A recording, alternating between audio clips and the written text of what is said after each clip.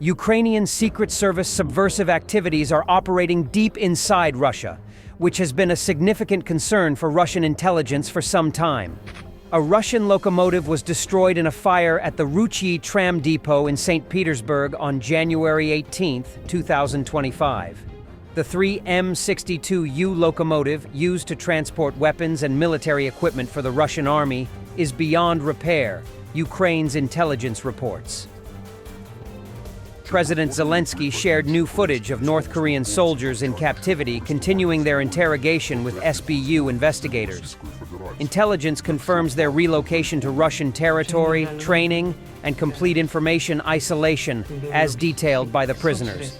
All facts of North Korea's involvement in this war will be uncovered, he said.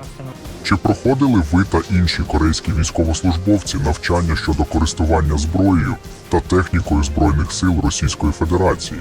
Якщо так, то де й коли? Було кілька солдатів із Північної Кореї, які мали навчання щодо користування важкою російською технікою. Я сам не проходив такого навчання.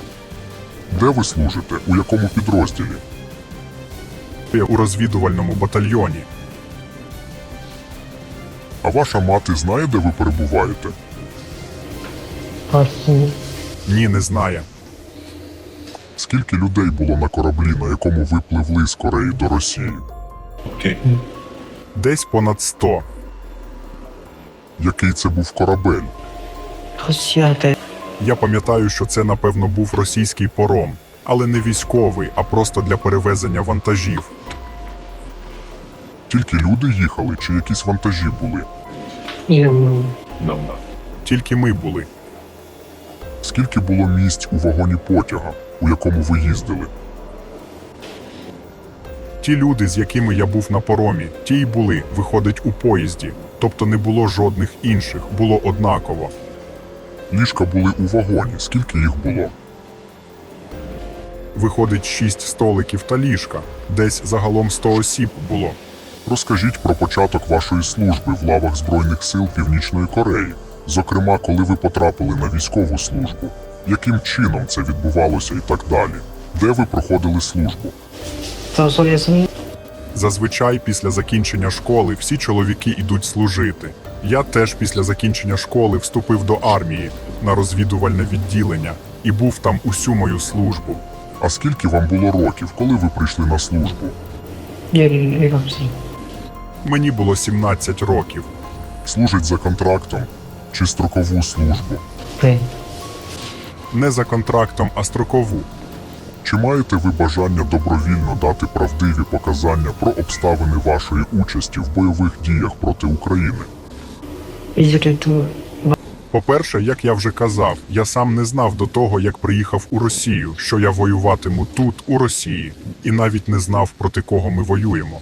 Що вам відомо про втрати у складі північно-корейських підрозділів під час ведення бойових дій проти Збройних сил України?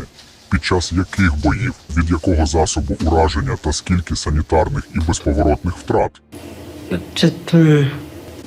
Було дуже багато постраждалих, коли я сам був, виходить, із 3-го числа в бою. Загалом, щодо таких масштабних цифр, важко відповісти. Що ви знали про світ за межами Північної Кореї? Ні, небагато. А щось про Південну Корею ви знали? А що ви знали? Я тільки знаю, що в Південній Кореї менше гір, ніж у Північній Кореї. And destruction of Russian equipment in Kursk is continuing. A Russian D-30 gun was successfully destroyed by an FPV drone of the Steel Border Brigade's border guards, somewhere between Sumy and Sudzha. The Russian D-30 is a Soviet-era 122mm towed howitzer that has been widely used since its introduction in the 1960s. Russian propaganda TV acknowledges that Ukrainian defense isn't falling apart like they expected. Still, no matter how much they tell us that the Ukrainian defense is about to collapse, for some reason, it does not collapse or crumble in any way. Inevitably brief speech by saying that we should not be deluded by any kind of myths, illusions, or even remarkable historical memories. If we were advancing at the same pace as the Red Army's counteroffensive near Moscow, then it would not be about several meters or 1 square kilometer per day, no matter how much they tell us that the Ukrainian defense is about to collapse, about to crumble. Something that has been said for many weeks and not just a month. Yet it somehow does not collapse or crumble. I just mean that something in history inspires, but the same thing that inspires also makes you think about current events. Donald Trump was sworn in as the 47th President of the United States in a ceremony held in the United States Capitol on January 20. "Golden Age of America begins right now," Trump said. Vice President J.D. Vance took the oath of office alongside the president. Trump assumes office as the war in Ukraine enters its 3rd year. While Trump initially vowed to end the war within 24 hours, his team later revised the timeline to 100 days, citing the intricate challenges of resolving the conflict. During his inauguration speech, Trump said the U.S. is willing to spend in the defense of foreign borders, but refuses to defend American borders. He also said he will enact a state of emergency at the U.S. southern border. Trump will use the Alien and Enemies Act of 1798 to crack down on illegal immigrants. Donald Trump pledged to reassert U.S. control over the Panama Canal, accusing Panama of mismanaging the critical trade route and declaring, "We're taking it back." Earlier in his address, Trump presented himself as a peacemaker, emphasizing his vision for a presidency focused on avoiding conflict. "We will measure our success not only by the battles we win, but also by the wars we end. And most importantly, the wars we never get into. My proudest legacy will be that of a peacemaker and unifier," he said. Reviving a popular campaign slogan, Trump also energized his audience with the promise to drill, baby, drill. "I will also declare a national energy emergency," Trump said. He declared that America would once again become a manufacturing powerhouse, boasting the world's largest oil and gas reserves. Trump vowed to harness these resources, saying, "And we are going to use it. Let me use it." He also promised to lower energy prices, replenish the country's strategic reserves, and export American energy globally.